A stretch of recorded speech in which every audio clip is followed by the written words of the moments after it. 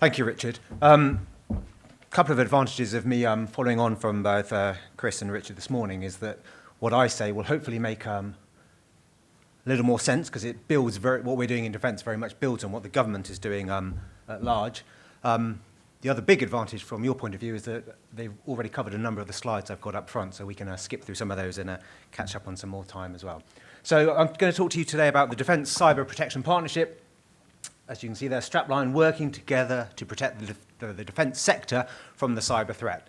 And the partnership bit is really important in what we're doing. So this is genuinely MOD, industry, working together to address something which affects us all individually and collectively. So these are the slides I'm going to gloss over, so just a reminder of what the nature of the threat, why it matters. Some specific slides we use when we're working with individual or with some of the supply audiences, just to reiterate that you're never too small to be a target. You can't afford not to do this stuff, because as we've seen from other slides, the bottom line can be impacted. And again, those are some of the same figures from this security breaches survey that have already been mentioned. This is a slide that brings it slightly more defence focused. A lot of the themes there are the same as we've already seen. The one I would draw your attention to is on the bottom right-hand side as you look at it.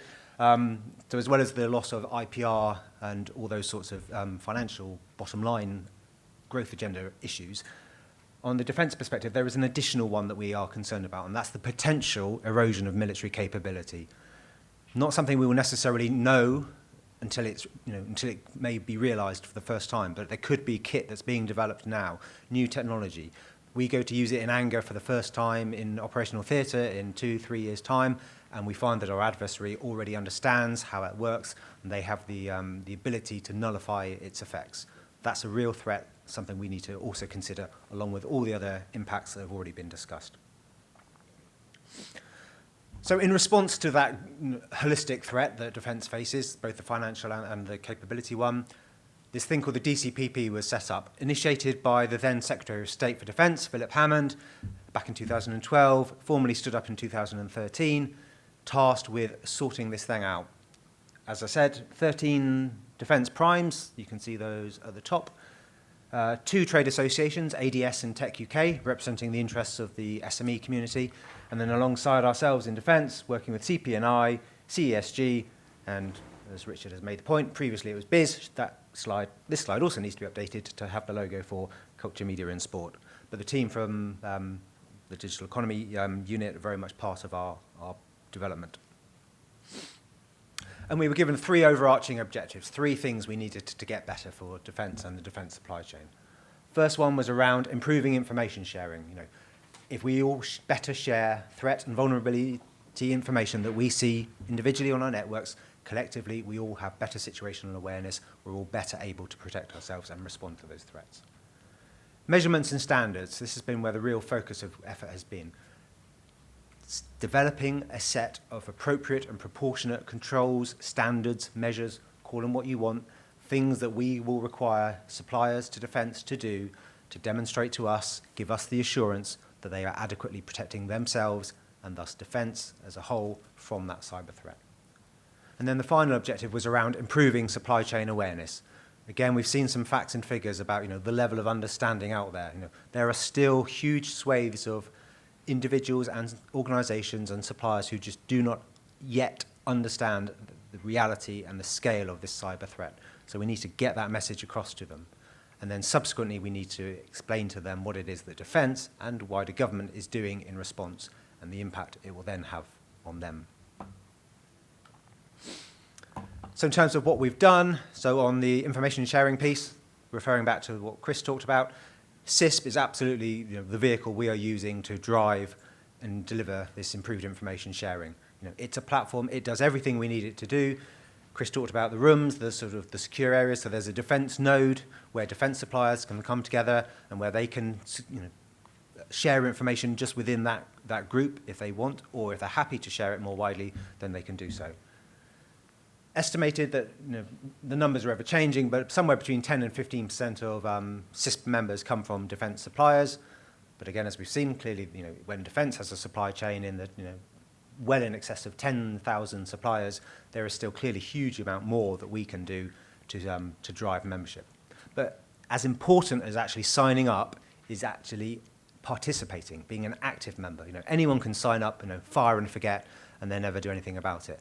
The key thing is to either be actively consuming the information, or even better, being actively participating by both sharing the things you've seen or being involved with the discussions, engaging with your fellow members of CISP.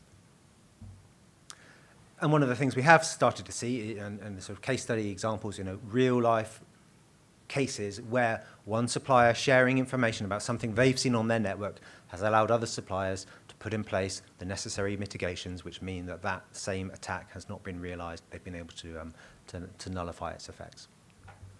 On the supply chain awareness side, then it's been just about seizing every opportunity we can. So it's speaking at events, things like this, and numerous other events, both external facing and internal within the MOD.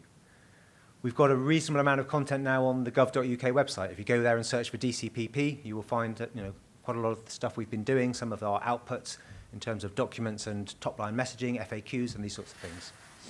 We've been producing articles to go into what we consider relevant publications. So there's a thing called the Defence Contracts Bulletin, which any defence supplier can subscribe to. So we've had articles in that just saying, look, guys, this stuff is coming, this is real, you need to take note. And we've established a presence on social media. That's taken two forms. We have internal enterprise social media within Defence, a thing called Defence Connect, but we've also now got a LinkedIn group for the DCPP. So any of you who are on LinkedIn who want to kind of follow what we're doing, then please come and join that group. But as I said previously, that the real effort has been around what we call the measurements and standards work, and which has been developing this proportionate set of controls. The things we're going to say to a supplier, you've got to do. And that first bullet is really important. So I made the point already that this is a partnership, but all the outputs of this work have been developed jointly. And that is really important from two perspectives. Firstly, I believe that our end product is stronger because of that input that we've had from both government and industry. But secondly, it also gives us a really powerful message that we can sort of use back if we are ever challenged by other suppliers on, oh, well, this is just MOD imposing something on defence, on supply chain. It's another form of bureaucracy. It's another obstacle we've got to overcome. To which the answer is, we're not saying this is easy, but the thing we're asking you to do has been agreed jointly by representatives from the supply chain as being appropriate and proportionate to the risk that we all face. So we've developed, our key output is a thing called the cybersecurity model. We've had that endorsed at the highest levels by a group called the Defence Suppliers Forum, which is made up of senior officials from Defence, including ministers, and then chief executives of a number of the key defence prime suppliers.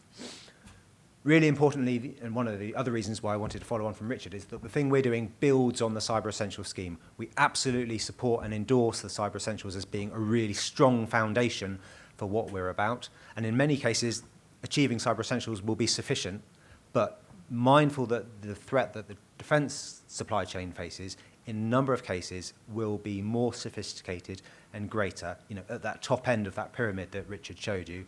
Some of the, foreign state actors, those sorts of, very sophisticated, well-resourced adversaries. Cyber Essentials will go so far, but we assess that there is more that needs to be added on top of that, and that's the approach we've taken. Final point is just to say we made these, what we call these cyber profiles, which are the things that set out what a supplier needs to do. We've made those available on gov.uk back in the spring, way ahead of the point at which we're going to be implementing these into contracts. But what we wanted to do was say to the supply chain, right, here's early visibility of what we're doing. This is your chance to get on the front foot, look at the sorts of controls that the defence will be asking you for at some point in the future in contracts, work out where you are against those, benchmark yourselves. If there's a delta, you have an opportunity, if you so wish, to start closing that gap ahead of the first contract coming your way, which says you've got to do this. So a little bit more detail on this cybersecurity model. So 3 stages to it, 3 components. It begins with a risk assessment. So that's done by the customer. So that will always be MOD, because obviously MOD is the ultimate customer for these things. And through a series of 22 questions about the nature of the contract. So this is done before a supplier has been engaged. It's pre-procurement. It sets a level of cyber risk for that contract. And there's one of 5 outcomes that emerge from a risk assessment. There is a not applicable, as in there is genuinely no cyber risk attached. Don't expect that to be true in many cases, but it will be the case in some. There's then 4 sort of levels of cyber risk. very low, low, moderate, and high. Corresponding to each of those 4 levels of risk are these cyber profiles, which I mentioned already, which just set out in an individual document, these are the things you need to do at each level of risk. So if you're given a contract which is assessed as moderate risk, here's a moderate risk cyber profile, here's your set of controls you need to achieve. And then finally, we have a supplier assurance questionnaire, which is the supplier's way of demonstrating to us that they've actually done what we've asked them to do at the level of risk that their contract has been assigned at. So that's a more detailed set of questions, I think somewhere between 75 and 80, and we'll just, through the answers that are given, all done through self-assessment, gives us the level of assurance that they are at the required level and achieving the level of rigor in implementing those controls that we require. This just tries to kind of encapsulate and explain a little bit more about how the controls sort of change as the risk levels increase. So on the top half of that diagram, you can see that as the risk level increases, there's one of 2 different things that can happen. So either additional controls are added, so you see that against controls 1, 2, and 3. So at the moderate level, you now also have to do control 2 as well as control 1. And at high, obviously, you add in control 3. Or what control 4 shows is the idea that there can be the same control, but the level of rigor that's applied and expected as the risk level increases changes. So an example of that, very simplistically, would be the control might be you must patch your systems. At the low level, it might be you must patch them within 28 days. At moderate, it might be within 14 days. And at high, it might be within 7 days. Okay, just indicative, not an actual example. And then the bottom half of the diagram just shows the types of controls that we're including in our approach. So at the very low level, you can see there are 5 technical controls, and those are the 5 controls of the Cyber Essentials scheme. But then as you go up through the risk stack, we add in additional controls, not only technical ones, but things around governance, culture, people, and so on. So it's a more holistic assessment of the measures you have in place. This slide just gives you some specific examples of the types of controls that we've got. But as I said, the whole set is available on gov.uk, so I won't linger on this slide. And then what this slide aims to do is just encapsulate in a single page, and I appreciate the details probably a little too small for most of you to see, but just to explain how, as the risk level increases, or how other, different factors can result in the risk level increasing. So as you go up through the risk stack, what you see is the attacker going from being an unskilled, opportunistic, low persistent attacker, probably the guy in his bedroom, up to the highest level where you've got organized, highly sophisticated, well-resourced, your foreign state actor, potentially, or sophisticated cyber criminal. In terms of our implementation plan, this is kind of where we're at the moment. So we've got a 3-stage approach. We are going through what we call a startup phase, when we just do some final round of testing of the approach with some real-life contracts. So these are things already on contract. They're not new requirements, but just getting both the mod project team and the supplier to run the process as if they were doing it, at the appropriate stage of the procurement, and just say to us, what works, what doesn't work, what made sense, what didn't. Does the level of cyber risk that comes out from the risk assessment, does that chime with what the risk with the project team would have thought at the time, or certainly what they know now from having got more detailed, gone further into the program? We're resolving a number of sort of commercial issues, because clearly, trying to do something like this, putting it into contracts, we want it to be as hassle-free and painless as possible. And one of the best ways we think we can achieve that is to sort of highlight the issues and the challenges up front. So we've got a joint MOD and industry commercial working group just working through some of those. And then finally, we've got a big piece of work to try and automate this process. So the 2 question sets, have some sort of tool so that from the end user point of view, whether that's an MOD project team or the supplier completing their assurance questionnaire, it's an intuitive, user-friendly front end that they engage with, and which gives them and us the output that is needed.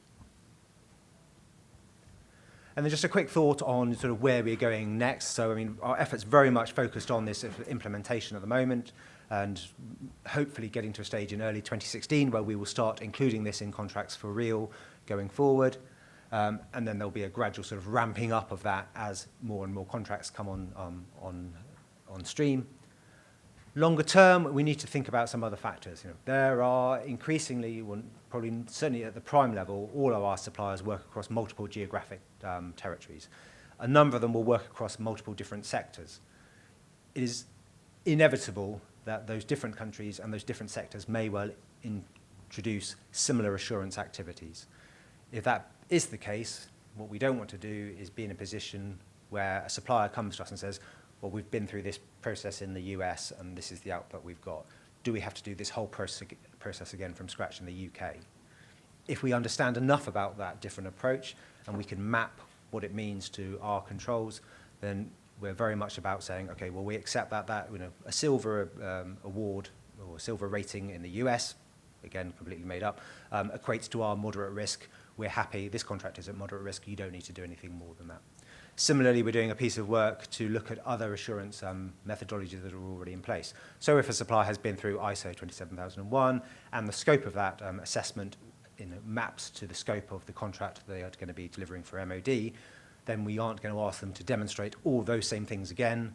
We just need to understand if there are some additional elements that aren't covered by the ISO assessment where we do need to get that additional assurance. So just trying to make this as, minimize the burden on suppliers as far as possible. So that does mean, but that's some way down the line, so hence the phrase, we will continue to operate in these stovepipes now, as we call it, but the vision remains very much about convergence going forward. And I think that's pretty much us. So again, just to reiterate, I think, again, these links have all been mentioned previously. Probably one that hasn't come up is, for those of you who don't know, there is the Technology Strategy Board does have a voucher scheme available, which gives a small number of awards or sort of financial vouchers to help particularly SMEs with the costs of improving their cybersecurity compliance. So that is something worth looking at. And then in terms of further advice, then we direct people certainly to the trade associations. If there is an SME working for a defence prime, then we would look to the prime to provide them with support. And internally, we have a sort of a group mailbox where we can answer any additional questions. That's it. The questions coming later, so ignore that one. That's me if you want to contact me, and on Twitter as well at that address, which seemed like a good idea at the time. Thank you.